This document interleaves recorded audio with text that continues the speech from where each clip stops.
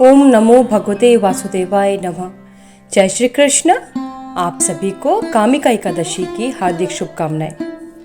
आज की इस वीडियो में हम कामिका एकादशी की व्रत कथा को सुनेंगे, साथ ही जानेंगे कि कामिका एकादशी की व्रत का शुभ मुहूर्त क्या है एवं कामिका एकादशी के दिन भगवान श्री हरि विष्णु की और माता लक्ष्मी की किस प्रकार पूजा आराधना की जाती है। जय श्री हरि। कामिका एकादशी का सबसे पहले हम महत्व जानते हैं। अर्जुन ने कहा कि हे प्रभु, मैंने आषाढ़ माह के शुक्ल पक्ष की एकादशी, जिसे देवशयनी एकादशी के नाम से जाना जाता है, उसका सविस्तार वर्णन सुना। अब आप मुझे श्रावण माह के कृष्ण पक्ष की एकादशी की कथा सुनाने की कृपा करें।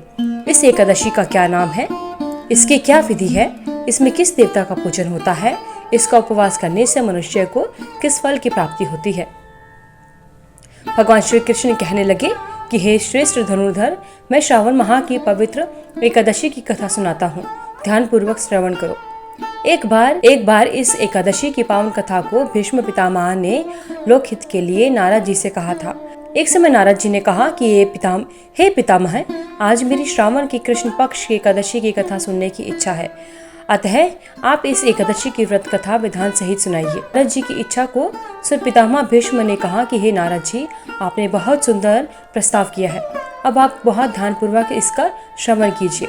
श्रावण माह की कृष्ण पक्ष की एकादशी का नाम कामिका एकादशी है।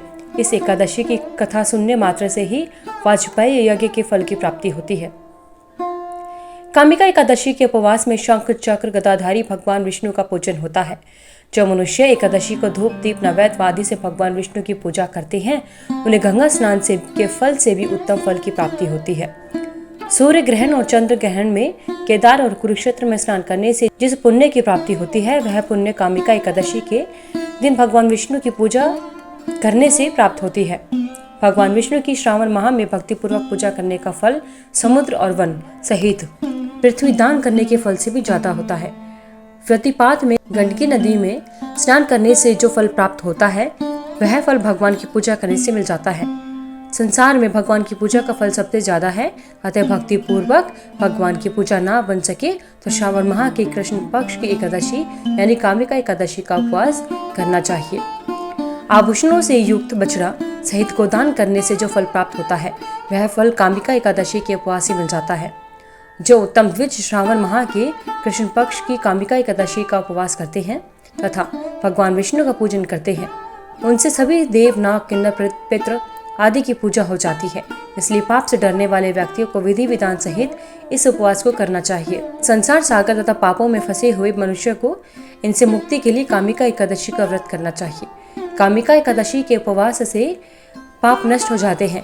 संसार में इससे अधिक पापों को नष्ट करने वाला कोई और उपाय नहीं है।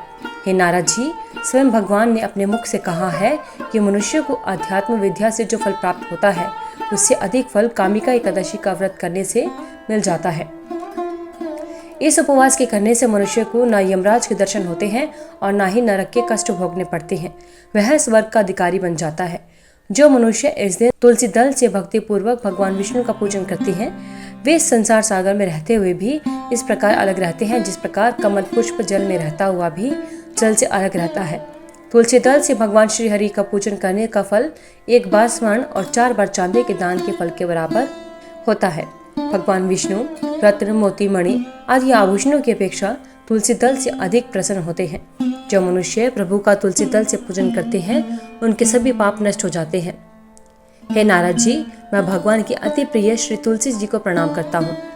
तुलसी जी के दर्शन मात्र से मनुष्य के सभी पाप नष्ट हो जाते हैं और शरीर के स्पर्श मात्र से मनुष्य पवित्र हो जाता है। तुलसी जी को जल से स्नान कराने से मनुष्य की सभी यम यात्राएं नष्ट हो जाती हैं। जो मनुष्य तुलसी जी को भक्ति पूर्वक भगवान के श्री चरण कमलों में अर्पित करता है, उसे मुक्ति मिलती है। इस कामिका एकादशी की रात्रि को जो मनुष्य जागरण करते हैं और दीपदान करते हैं, उनके पुण्यों को लिखने में चित्रगुप्त भी असमर्थ है। एकादशी के दिन जो मनुष्य भगवान के सामने दीपक जलाते हैं, उनके पितृ स्वर्ग लोक में अमृत का पान करते हैं। भगवान के सामने जो मनुष्य घी के तेल का दीपक जलाते हैं, उनको सूर्य लोक में भी सहस्त्र दीपकों का प्रकाश मिलता है। भक्तों, यह कामिका एकादशी का महत्व था। अब हम सुनते हैं कामिका एकादशी की व्रत कथा। एक गांव में एक वीर क्षत्रिय रहा करता था। वह एक दिन किसी कारणवश उसकी ब्राह्मण से हाथापाई हो गई और ब्राह्मण की मृत्यु हो गई। अपने हाथों मारे गए ब्राह्मण की क्रिया उस क्षत्रिय ने करनी चाहिए, परंतु पंडितों ने उसे क्रिया में शामिल होने से मना कर दिया। ब्राह्मणों ने बताया कि तुम पर ब्रह्म हत्या का दोष है, पहले प्रायश्चित कर इस पाप से मुक्त हो, तब हम तुम्हारे घर पर भोजन करेंगे। इस पर क्षत्रिय ने पूछा कि इस पाप से मुक्त होने के क्या उपाय हैं। तब ब्राह्मणों ने बताया कि श्रावण माह के कृष्ण पक्ष की एकादशी को भक्ति पूर्वक करने से एवं भक्तिभाव से भगवान श्रीधर का व्रत एवं पूजन कर ब्राह्मणों को भोजन करा के सददक्षिणा आशीर्वाद प्राप्त करने से इस पाप से मुक्ति मिलेगी। पंडितों के बताए हुए तरीकों पर व्रत कराने वाली रात में भगवान श्रीधर ने क्षत्रिय को दर्शन देकर कहा कि तुम्हें ब्रह्म हत्या के पाप से मुक्ति मिल गई है। इस व्रत के करने से ब्रह्म हत्या आदि के सभी पाप नष्ट हो जाते हैं और इहलोक में सुख भोग कर प्राणी अंत में विष्णुलोक को जाते हैं। इस कामिका एकादशी के महात्म्य के श्रवण व पठन से मनुष्य स्वर्ग लोक को प्राप्त करते हैं। जय श्री हरि। बोले भगवान विष्णु की जय, माता लक्ष्मी की जय। तो इस प्रकार भक्तजनों, कामिका एकादशी की व्रत कथा एवं उसका महत्व संपूर्ण होता है। भगवान श्री हरि विष्णु और माता लक्ष्मी की आप सभी पर कृपा बनी रहे। सनातन धर्म में सावन महीने का खास महत्व होता है। यह महीना पूर्णतः भगवान शिव को समर्पित होता है। इस महीने में भगवान शिव की पूजा एवं भक्ति की जाती है। साथ ही साथ भगवान शिव और शक्ति की कृपा प्राप्त करने के लिए मनचाहा वरदान पाने के लिए सावन सोमवार का व्रत रखा जाता है। इस व्रत को करने से साधक पर महादेव की कृपा बरसती है। हर साल सावन माह के कृष्ण पक्ष की दशमी तिथि के अगले दिन कामिका एकादशी मनाई जाती है। इस दिन लक्ष्मी नारायण जी की पूजा एवं भक्ति की जाती है। सनातन शास्त्रों में व्रत की महिमा का विस्तार पूर्वक वर्णन किया गया है। साधक मनचाही मुराद पाने के लिए कामिका एकादशी का व्रत रखते हैं। वैदिक पंचांग के अनुसार सावन माह के कृष्ण पक्ष की एकादशी तिथि की शुरुआत 20 जुलाई को होगी। 20 जुलाई को दोपहर 12:12 पर एकादशी का प्रारंभ होगा। वहीं 21 जुलाई को सुबह 9:38 पर एकादशी तिथि का समापन होगा। इस प्रकार 21 जुलाई को कामिका एकादशी मनाई जाएगी। कामदा एकादशी व्रत का पारण 22 जुलाई को किया जाएगा। साधक 22 जुलाई को सुबह 5:37 से लेकर 7:05 के बीच में अपने व्रत का पारण कर सकते हैं। इस दौरान भक्ति भाव से पूजा करके भगवान विष्णु और माँ लक्ष्मी की पूजा की जाती है। इसके बाद अन्न और धन का दान करके व्रत का पारण करना चाहिए। सावन माह के कृष्ण पक्ष की एकादशी तिथि पर वृद्धि और ध्रुव योग समेत कई मंगलकारी संयोग बन रहे हैं। इन योग में भगवान विष्णु और माँ लक्ष्मी की भक्ति भाव से पूजा की जाएगी। साथ ही एकादशी का व्रत रखा जाएगा। भगवान विष्णु की पूजा करने से जीवन में सुख शांति बनी रहती है। एकादशी का उद्यापन करना भी आवश्यक होता है। एकादशी उद्यापन देवताओं के प्रबोध समय में ही किया जाता है, विशेषकर मार्गशीर्ष के महीने में तथा माघ माह में या भीम तिथि यानी माघ शुक्ल पक्ष की एकादशी के दिन ही इस व्रत का उद्यापन करना चाहिए। चतुर्मास में एकादशी व्रत का उद्यापन नहीं करना चाहिए। जब आपकी 24 एकादशियां पूर्ण हो जाती हैं, तब आप इसका उद्यापन कर सकते हैं। तो आइए जानते हैं एकादशी व्रत की विधि क्या है। करने वाले भक्तों को दशमी के दिन से यानी एकादशी से एक दिन पहले से ही कुछ जरूरी कामों को या नियमों को मानना पड़ता है। दशमी के दिन से ही श्रद्धालुओं को या भक्तों को मांस, मछली, प्याज, मसूर की दाल, शहद जैसे खाद्य पदार्थों का सेवन नहीं करना चाहिए। दशमी और एकादशी दोनों दिन लोगों को भोग विलास से दूर रहना चाहिए। ब्रह्मचार्य का पालन करना चाहिए। आइए अब जानते हैं एकादशी की पूजा विधि। एकादशी के दिन सुबह जल्दी उठकर स्नान करने के बाद में साफ स्वच्छ वस्त्र धारण करने चाहिए।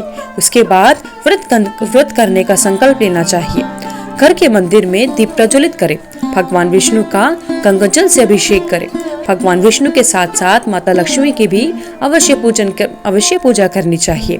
भगवान विष्णु को पुष्प और तुलसी दल अर्पित करना चाहिए। अगर संभव हो तो इस दिन व्रत भी अवश्य रखें। भगवान की आरती करें। भगवान श्री हरि विष्णु को भोग लगाएं। भगवान श्री हरि विष्णु को जो भोग लगाया जाता है उसमें तुलसी दल अवश्य शामिल करना चाहिए। कहा जाता है कि तुलसी दल के बिना भगवान श्री हरि विष्णु कोई भी भोग स्वीकार नहीं करते। इस पावन दिन भगवान विष्णु के साथ माता लक्ष्मी की भी विधि विधान से पूजन करने का विशेष महत्व होता है। श्री हरि विष्णु जी की पूजन सामग्री में श्री हरि जी का चित्र अथवा मूर्ति होनी चाहिए।